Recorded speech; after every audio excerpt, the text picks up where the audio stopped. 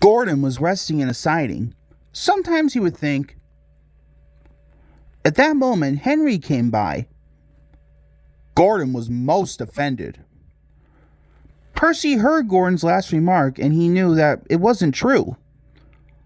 Gordon was very cross. He didn't like being teased about those incidents. A few days later, it was Henry's turn to take the express. Gordon watched him getting ready. Henry went off in a huff.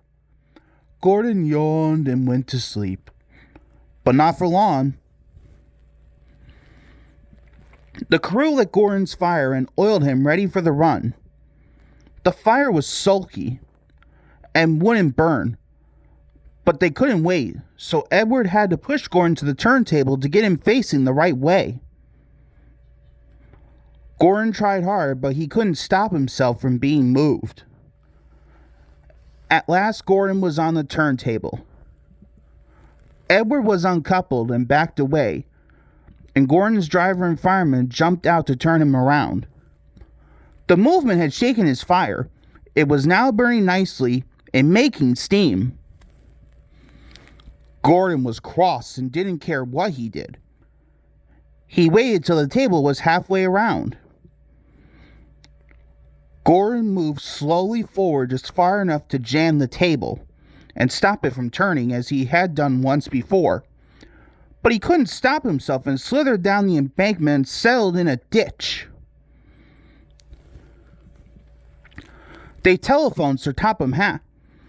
A family of toads croaked crossly at Gordon as he laid in the mud.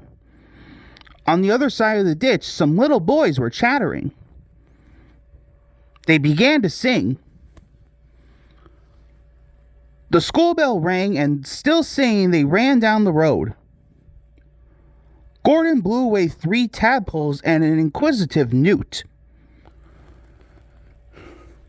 Gordon laid in the ditch all day. But that evening they brought floodlights. Then with powerful jacks, they lifted Gordon and made a road of sleepers under his wheels to keep him from the mud.